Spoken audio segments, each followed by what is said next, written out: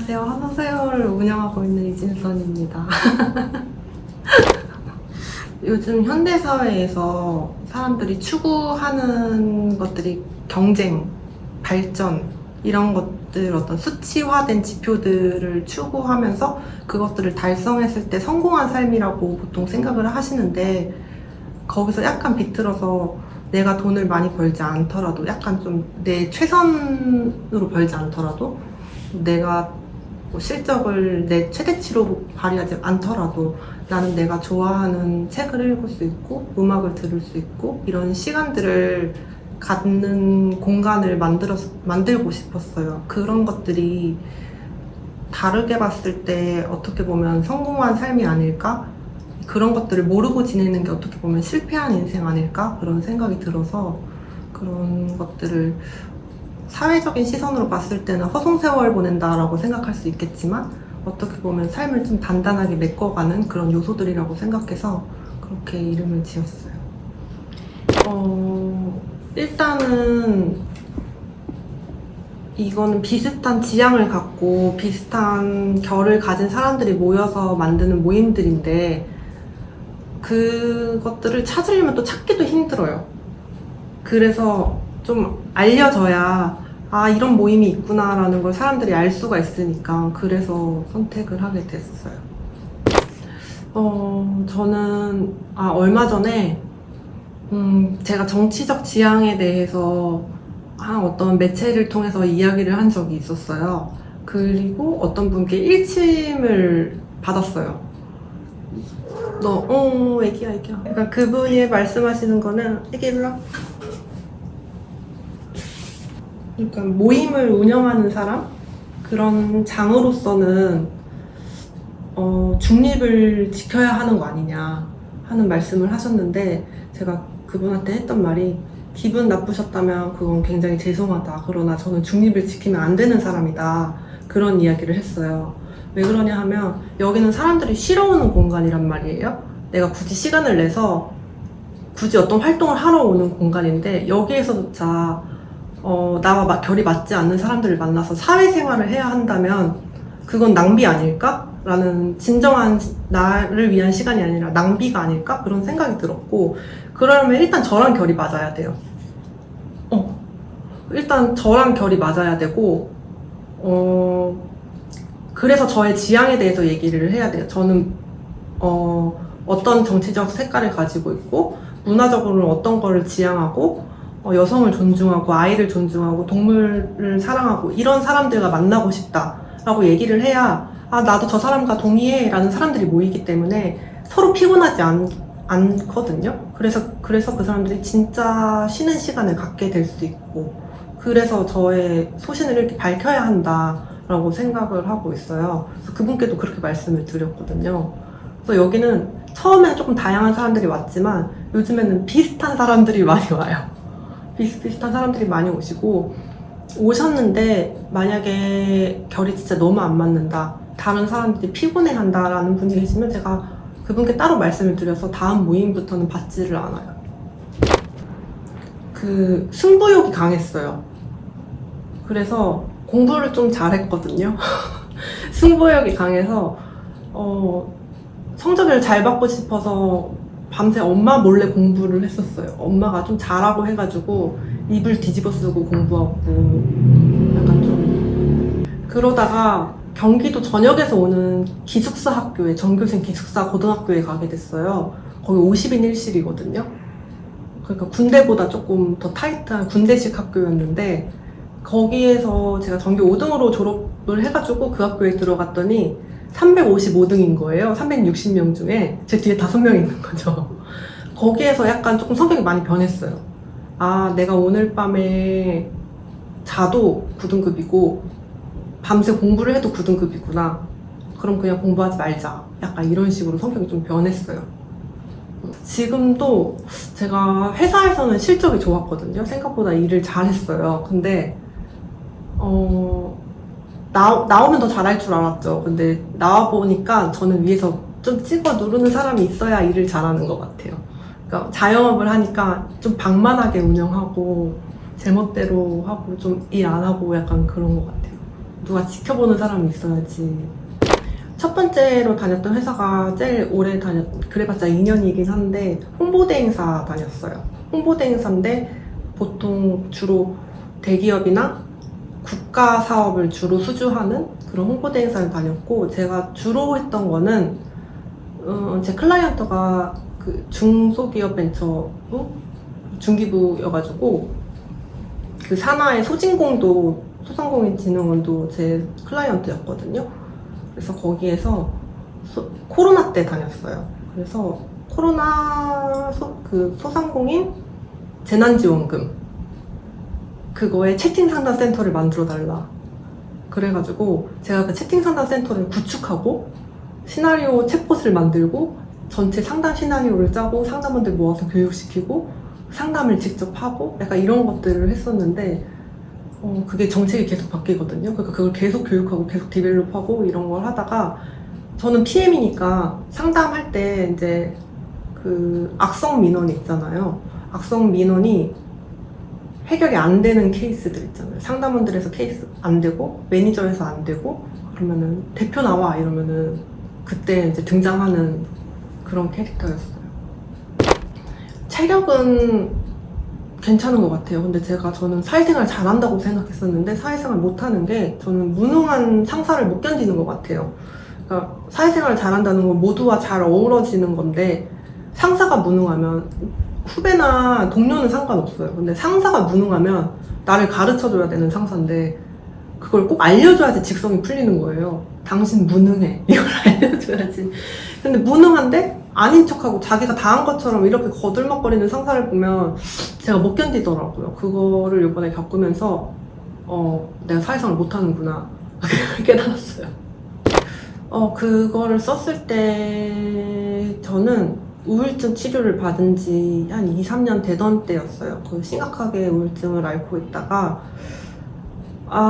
이제 정말 내가 좋아하는 걸로 뭐라도 해보고 싶다라는 생각이 불쑥불쑥 이렇게 조금씩 치고 올라오던 때였는데, 혼자서는 자신이 없는 거예요. 그래서 같이 기타를 배우던 이내 씨라고 한인의 작가님이 계신데, 그분이 그림을 그리시는 분이어서 제가 이내 씨를 꼬셨어요.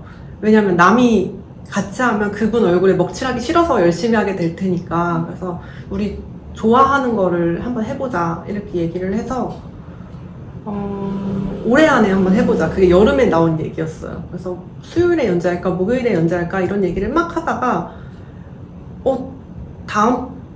모레면 올해가 끝나네? 라고 자각을 했을 때 그 월요일이었던 거예요. 12월 31일이. 그래서 월요일날 연재를 시작한 거예요. 올해가 가기 전에 연재를 하자. 그래서 12월 31일날 연재를 시작해서 월요 희비극이라는 게 탄생을 했었고,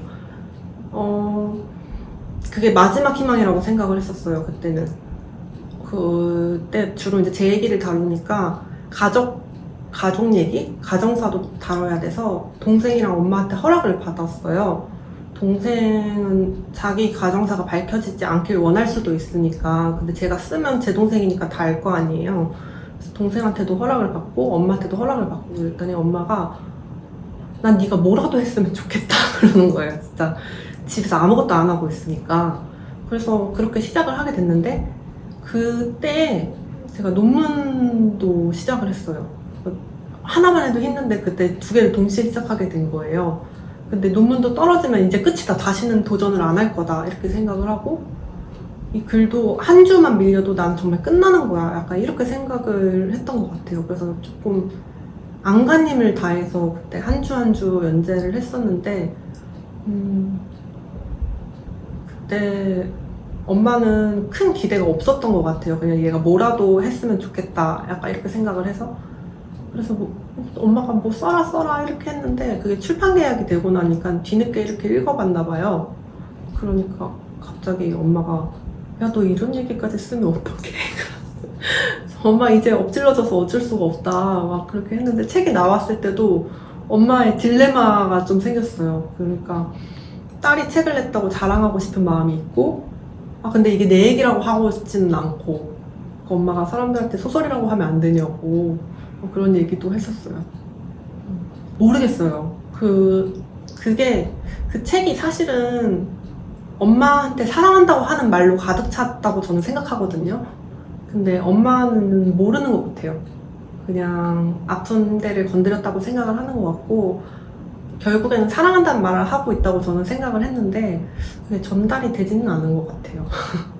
너무 상쾌했어요. 일단 연재 끝난 날 7월 달에 끝났거든요. 연재가 거의 7개월 정도, 7개월 2주 정도 했었는데 7월 달에 끝났고, 그때 논문도 끝났거든요. 그래서 진짜 벌거숭이처럼 막 매일매일 술 마시고 놀았던 것 같아요. 나 지금 아무도 건들지 말라고 하고 놀았던 것 같아요.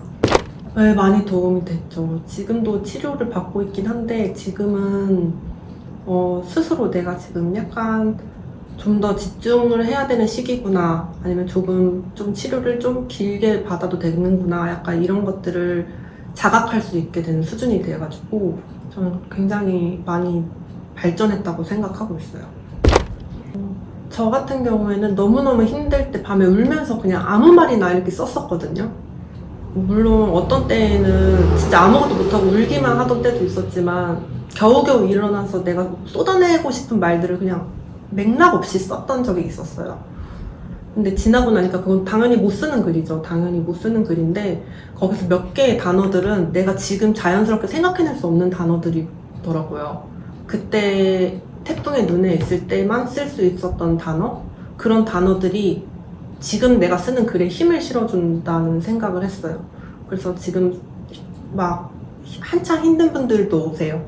그러면은 그냥 다 쓰라고, 이 글을 어디다 내보인다고 생각하지 말고 그냥 다 토해내라. 그러면은 이 에너지 자체가 나중에 네가 글을 쓰고 싶을 때 이 에너지를 기록해 두면은 그걸 꺼내서 가지고 올 수 있다. 그런 이야기를 자주 나누곤 해요.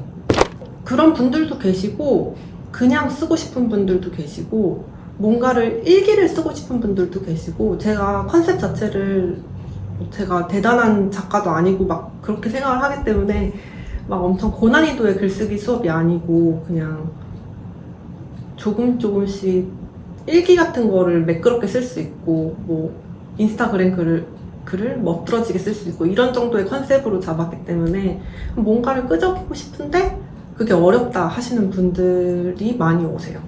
잘 하시는 분들은 제가 받을 때 신청품을 받는데 거기에 내가 책을 냈고 뭐 이런 게 써 있으면은 그냥 그 수업료로 카페 가셔서 글 쓰시는 게 훨씬 도움이 될 것 같다.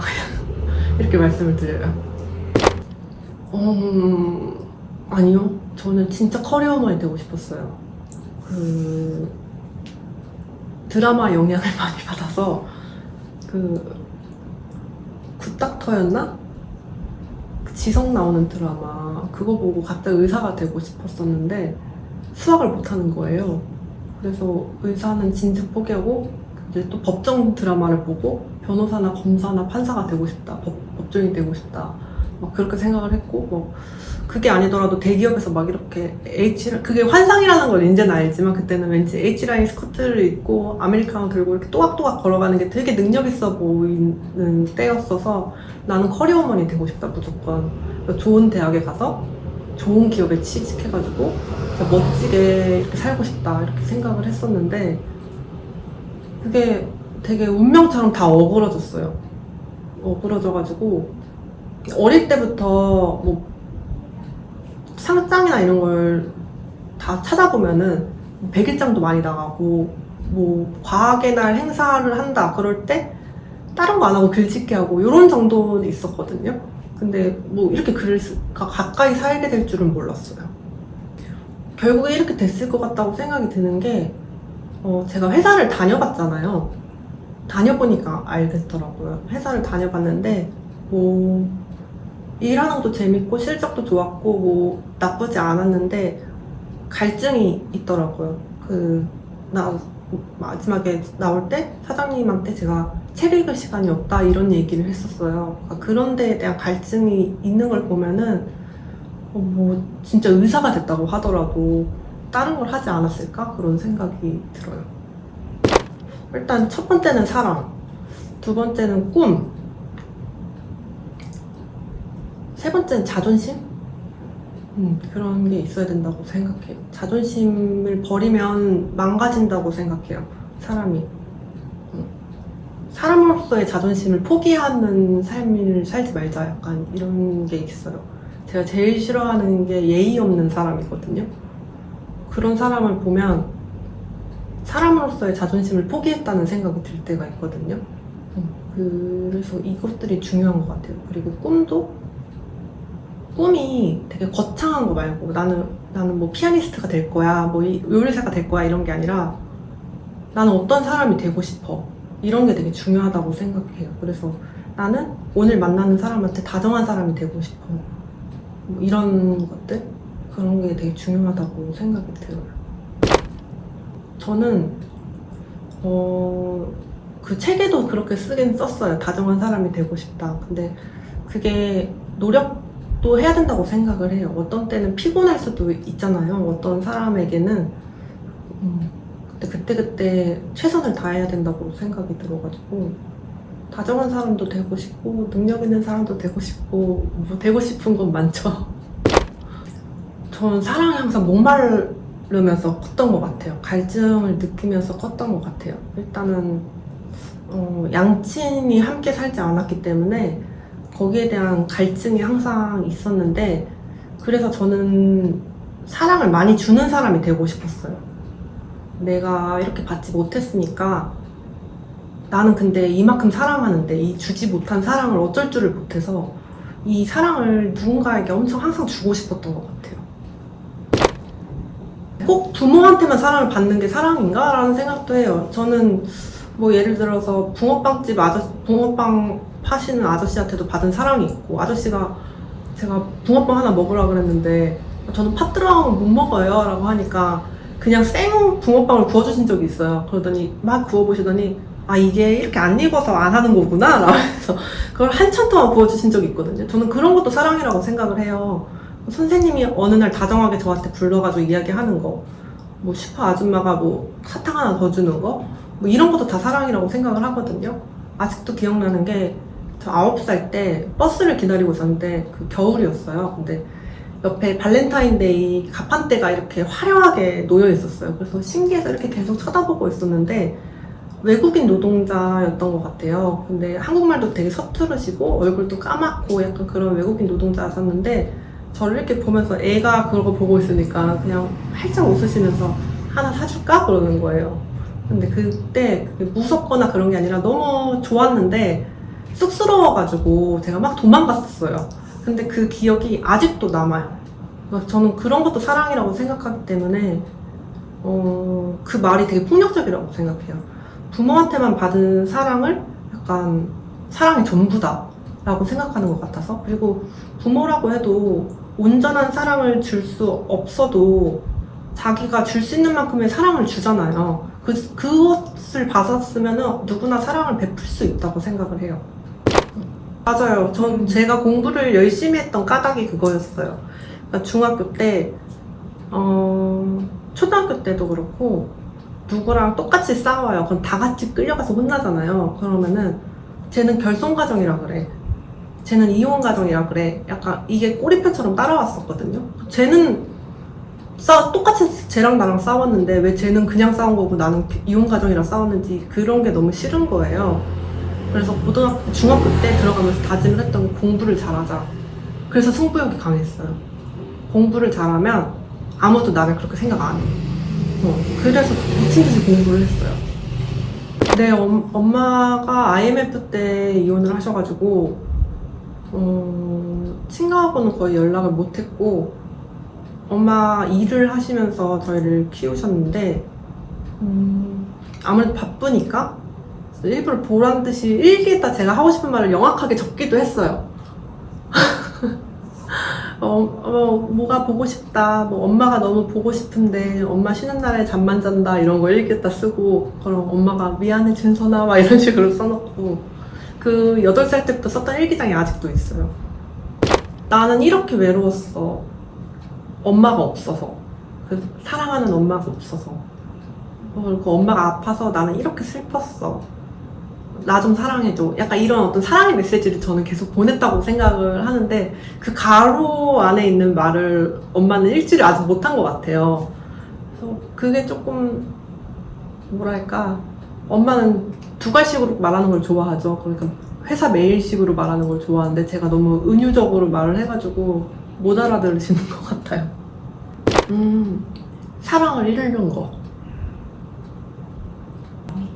그때 같은 경우에는 저랑 가장 제가 좋아했던 책에도 썼는데 거의 가족처럼 붙어 다니던 친구가 갑자기 이유도 말을 안 해주고 완전히 사라진 거예요. 어떤 적적도 남기지 않고 연락도 안 되고.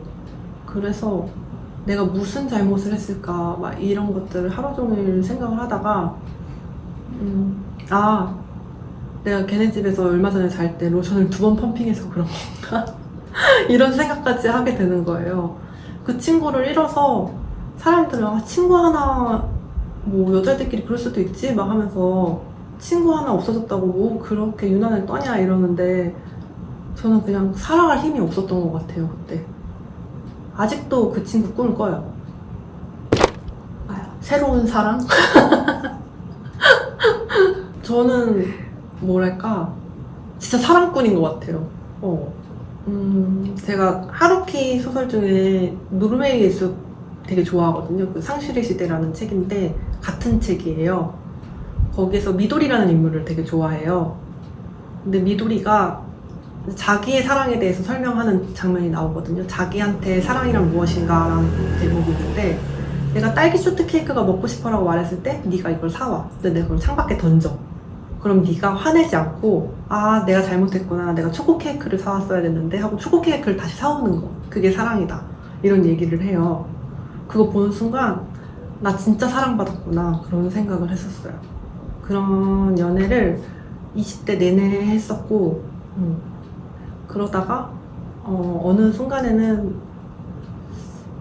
마음이 사막이 됐다고 생각을 했어요. 1년에 어떤 사건들을 겪으면서 마음이 사막이 됐다. 그래서 이제 무엇이 자라날 수 없는 상태가 되었다. 누군가를 나는 사랑 불능 상태가 되었다. 그렇게 생각을 했었는데 지금 애인을 만나게 됐고 좀 기적 같다고 생각했어요. 그래서 사막에서 싹이 트는구나 이런 생각을 해가지고 되게 친구들이 다 유니콘이라고 했었어요. 저만의 위로법이라고 해야 되나? 힘든 시기를 한창 힘든 터널을 지나고 있는 사람들 있잖아요. 그 사람들이 저한테 전화가 진짜 자주 와요. 제가 힘들었던 걸 봤잖아요. 그러니까 이해가 안 가잖아요. 사람들이 우울증 환자를 보면 뭐가 저렇게 힘들까? 쟤는 뭐가 아쉬워서 저럴까? 쟤는 뭐 멀쩡하게 생겨가지고 뭐도 하고 뭐도 하는데 뭐가 우울해서 저럴까? 이렇게 생각을 하잖아요. 근데 저는 그 사람들이 저한테 전화 오는 이유를 알아요. 왜냐면 그 사람들이 제가 힘든 걸 봤으니까 저 사람은 이해해주겠지 하고 전화가 와요. 그러면은 이해해줄 수 있어요. 막 우는 거 한참 들어줘요. 한참 들어주고 그리고 해주는 말이 절대 지금 상황이 나아지지는 않는다. 지금 네가 내일 괜찮아지지 않고 이게 어떤 방법으로 해결될 수는 없다. 하지만 시간이 많이 흐르면 그게 언제라고 장담할 수는 없지만 분명히 나아진다. 나아지는데 그게 없었던 일이 되지는 않고 견딜만 해진다. 그런 얘기를 해요. 그 대신에 너처럼 힘들어하는 사람을 네가 이해해줄 수 있는 힘이 생긴다. 걔를 가짜로 이해하는 게 아니라 진짜로 위로해줄 수 있는 힘이 생긴다. 지금 이 시간을 통해서 그런 얘기들을 해주거든요. 그래서 지금 너무 터널에 계신 분들이 그냥 어떤 아이템을 만들어가는 시간이라고 생각을 하셨으면 좋겠어요. 나중에 내가 사랑하는 어떤 사람이 아플 때 그 마음을 진짜로 안아줄 수 있는 그런 어떤 힘을 얻어가는 시간이라고 생각을 하시면 좀 어떨까? 그런 생각이 들어요. 안녕하세요. 흥청망청 살고 싶은 이진선입니다.